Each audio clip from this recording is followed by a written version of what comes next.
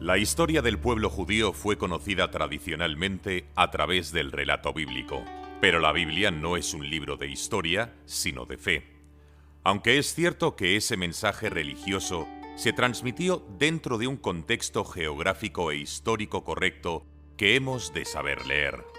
De ahí que los historiadores y arqueólogos desde hace largo tiempo han querido reconstruir la historia de ese pueblo judío matizando y enriqueciendo el relato bíblico.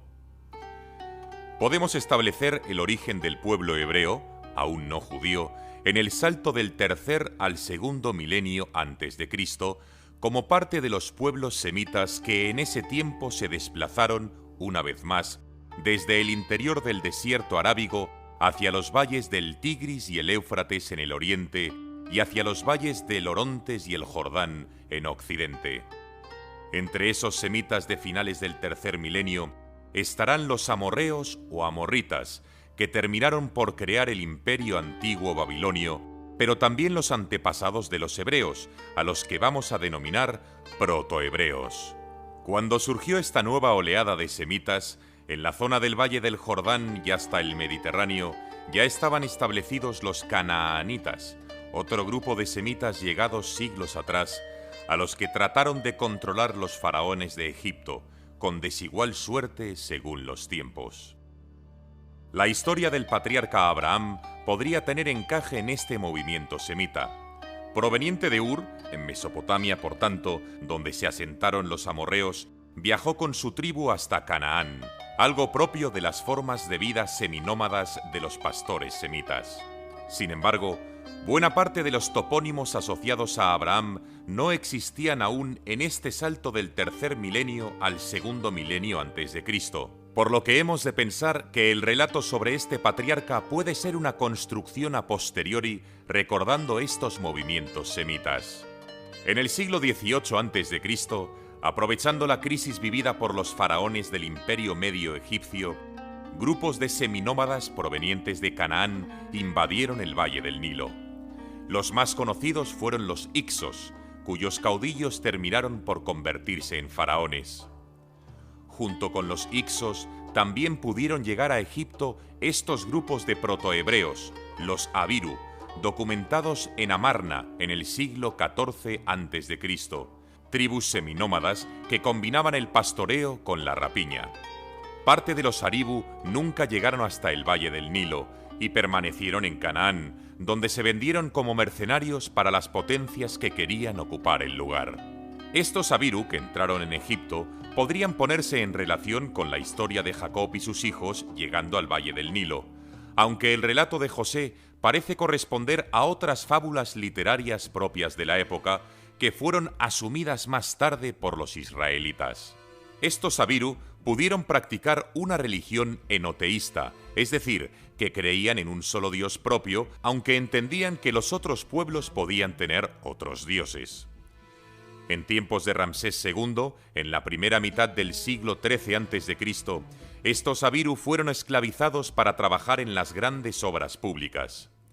Es entonces cuando se pudo producir el éxodo de estos, huyendo hacia Canaán, liberados por Moisés, un personaje que se mueve entre la historia y el mito. Al llegar a Canaán, estos Abiru pudieron mezclarse con los que habían permanecido allí, los israelitas, que ya aparecen mencionados en las fuentes históricas del faraón Merentá, hijo de Ramsés II. Los hebreos, así reunidos, Abiru e israelitas, comenzaron entonces a combatir contra las ciudades canaanitas, tanto en el margen oriental del Jordán, recordemos que la tradición considera que Moisés murió en esta zona, como en las dos vertientes de las montañas de Judea y Samaria hasta la Alta Galilea. No atacaron la costa mediterránea, pues allí habían llegado otro grupo de invasores, los pueblos del mar, que también atacaron Egipto y que son los antepasados de los filisteos. Fue durante ese éxodo desde Egipto a Canaán cuando en la Biblia se nos narra la alianza establecida entre Dios y Moisés, plasmada en los 10 mandamientos y en la propia Arca de la Alianza. Los 10 mandamientos supusieron un cambio desde el enoteísmo, recordemos, se creía en un dios, aunque se reconociera que había otros dioses, al monoteísmo, solo hay un Dios y es en el que hay que creer. Estas leyes mosaicas son las que servirían como base de las diferentes religiosidades de los hebreos. La más numerosa y conocida es la judía, pero hubo otras, de las que solo sobrevive la religiosidad de los samaritanos, es decir, seguidores de las leyes de Moisés, pero que no son judíos. Los hebreos tardaron casi 2 siglos, desde finales del siglo XIII a.C. hasta finales del siglo XI a.C., en controlar Canaán, en una sucesión de victorias y derrotas, estas sobre todo contra los filisteos. Es el periodo de los jueces bíblicos, que hemos de ver como la fase en la que los intereses de las diferentes tribus fueron unificándose.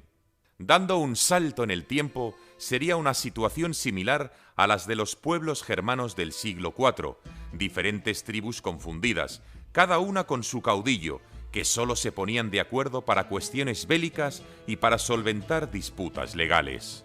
Cuando estas tribus se asentaron, trataron entonces de construir reinos y se dotaron de auténticas monarquías. Esto es lo que va a ocurrir con los hebreos. Las diferentes tribus fueron ocupando distintos territorios hasta que en torno al año 1000 a.C. surge la figura del rey David, que logra agruparlos a todos bajo un único mando y establece su capital en una ciudad en principio neutral, Jerusalén. Con el reino consolidado, el hijo de David, Salomón, procedió a construir un templo con la idea de dejar allí el Arca de la Alianza de forma permanente. El templo pudo situarse donde hoy se encuentra la mezquita Al-Aqsa, en la explanada de las mezquitas de la ciudad vieja de Jerusalén. No debajo de la cúpula de la roca, como suele afirmarse, pues la presencia de la roca es la mejor muestra de que esta parte de la explanada no se había urbanizado aún para el siglo VII después de Cristo. Además, los restos del segundo templo, es decir, del templo de Salomón, reconstruido tras el cautiverio de Babilonia, fueron hallados por los arqueólogos debajo de Al-Aqsa. A la muerte del rey Salomón, su reino quedó dividido entre su hijo Roboam, que controlaba los territorios de Judá y Edom, con la capital en Jerusalén, y Jeroboam, líder de las tribus del norte, cuya capital terminó por establecerse en Samaria. El reino del sur terminó por llamarse Judá, y a sus habitantes se les conoció como judíos. El reino del norte guardó el nombre de Israel. Pero ambos reinos tuvieron como principal centro religioso a Jerusalén por estar allí el templo con el arca. En el momento de la división del reino de los hebreos en dos, en la zona de la Alta Mesopotamia había resurgido un imperio, el de los asirios. Desde finales del siglo X a.C., los asirios se fueron expandiendo por todo el creciente fértil. Ocuparon la totalidad de los valles del Tigris y el Éufrates, avanzaron por Siria hasta Egipto, incluyendo en el 722 a.C. la conquista del reino de Israel. Judá, por su parte, quedó como un reino vasallo. Los israelitas fueron dispersados por el vasto imperio asirio y en el solar del reino de Israel se asentaron nuevos colonos. Esto hizo que los seguidores de la ley mosaica disminuyeran drásticamente, pues los que no murieron en combate terminaron por asimilarse, al quedar dispersos con los pueblos a donde fueron exiliados. Entre los pocos que permanecieron y que siguieron las leyes de Moisés, tendríamos a los antepasados de los samaritanos. El imperio asirio sucumbió en el año 612 a.C. ante el ataque combinado de los medos y los babilonios. Fueron estos últimos, los babilonios, quienes constituyeron entonces su propio imperio, abarcando también desde Mesopotamia hasta Egipto. En el año 587 a.C., siendo rey de Babilonia Nabucodonosor, el reino de Judá fue conquistado y sus élites político-religiosas se vieron obligadas a exiliarse en la propia Babilonia. Al contrario de lo ocurrido con los israelitas en el 722, estos judíos exiliados del 587 a.C., al partir todos juntos, se reforzaron en sus costumbres. Quizás es entonces cuando se reforzó la tradición mesopotámica que podemos encontrar en la Biblia, sobre todo los paralelismos entre el Pentateuco y los libros de creación mesopotámicos, como el poema de Gilgamesh o el poema de la creación babilónico. En el año 539 a.C., Ciro, rey de los medos y de los persas, conquistó Babilonia. A los judíos se les permitió regresar a sus tierras, donde procedieron a reconstruir el templo, aunque habían de permanecer como súbditos de los persas. Durante este periodo es cuando se asentó el judaísmo como forma de religiosidad dominante de los hebreos, seguidores de las leyes de Moisés. En el año 334 a.C., Alejandro Magno comenzó su conquista del imperio persa. Cruzó las tierras de los hebreos en el año 332 camino de Egipto y en el 331, cuando regresaba de Egipto camino de Persia. Los judíos se integraron de inmediato al imperio de Alejandro y algunos de ellos llegaron a formar parte de los ejércitos del macedonio. Muerto Alejandro, su imperio se dividió entre sus generales. A Ptolomeo le correspondió Egipto, incluido el territorio de lo que sería llamado Palestina. Se vivió entonces un doble fenómeno entre los judíos. Por un lado, parte de ellos se fueron helenizando, relajando sus costumbres religiosas. Pero por otra parte, los ortodoxos lograron reincorporar a los descendientes de los antiguos israelitas del norte, sobre todo en Galilea. Pero estas tensiones religiosas quedaron opacadas por los continuos enfrentamientos entre los Ptolomeos de Egipto y los Seleucidas, descendientes de otro general de Alejandro, Seleuco, que se había quedado con las tierras de Siria, Mesopotamia y Persia. El resultado fueron las llamadas 4 guerras sirias que concluyeron en el año 201 a.C., con el territorio de Palestina incorporado ya dentro del reino seleucida. Pero los seleucidas pronto se vieron desbordados por sus enemigos. El enfrentamiento no cesó con los egipcios. Pero es que desde Oriente llegó un nuevo rival, los persas partos. Y sobre todo, en Occidente apareció el contrincante que acabaría con los seleucidas, los romanos. Desde mediados del siglo II a.C., la inestabilidad de los seleucidas, envueltos además en una guerra civil, favoreció la revuelta de los judíos liderados por una familia, los macabeos.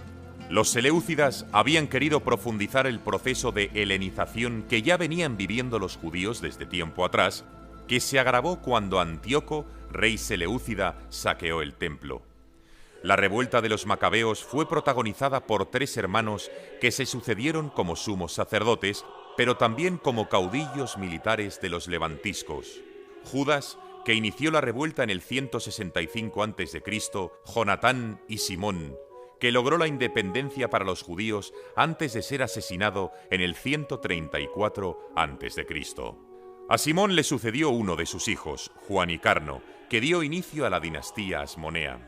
El progresivo hundimiento de los seleucidas fue aprovechado por los asmoneos para hacer crecer su reino, destacando el gobierno de Alejandro Janeo, hijo de Juanicarno, que logró dominar desde la Alta Galilea hasta el desierto del Negev, región conocida como Idumea.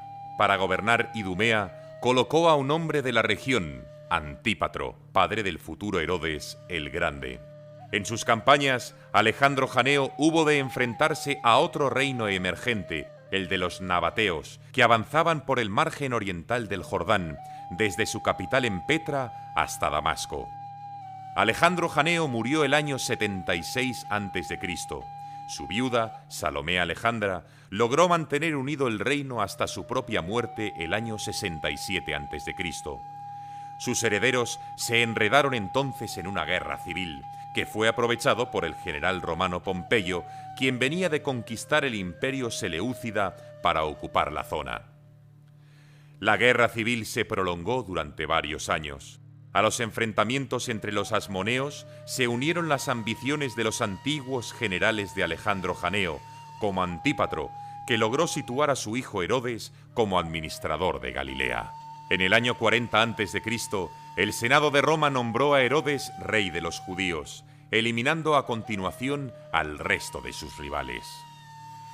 Hemos de precisar algunos puntos de este nombramiento. Con Herodes el Grande se logró recuperar una amplia autonomía para su reino, pero los judíos más ortodoxos veían a Herodes como un convertido que no se ajustaba a las tradiciones. Era cierto, la familia de Herodes se había hecho judía solo una generación antes, y el propio Herodes se dejó llevar por los gustos helenísticos y romanos, como podemos ver en las numerosas obras que dejó, quizá destacando Masada o la ciudad portuaria de Cesarea, nombrada así en honor del emperador César Octavio Augusto. Es más, durante el reinado de Herodes y en las décadas posteriores, veremos cómo los seguidores de la ley de Moisés, y en especial los judíos, se dividirán en numerosas sectas, desde una relajada heterodoxia hasta la ortodoxia más recalcitrante. Fue en ese ambiente de debate religioso y durante el gobierno de Herodes el Grande cuando nació Jesús de Nazaret.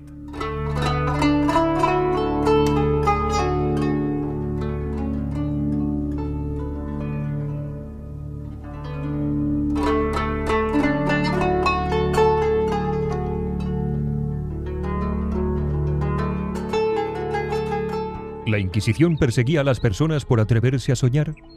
¿El duque de Alba se comía a los niños? ¿Felipe II mató a su hijo? ¿Hubo genocidio en América? ¿Los españoles robaron el oro? ¿Destruyeron las lenguas indígenas? ¿El 12 de octubre hay algo que celebrar? ¿Virreinatos o colonias? ¿Atraso español? ¿Decadencia? ¿Racismo? No hay ningún interés en ocultar que la historia de España, como todas las historias nacionales, tiene sus capítulos negros donde abundan atrocidades, traiciones, crímenes, corrupción, matanzas. Pero una cosa es la historia negra y otra muy diferente, la leyenda negra. Javier Rubio Doncé hace un exhaustivo repaso de todos estos clichés que tanto preocupan a algunos compatriotas.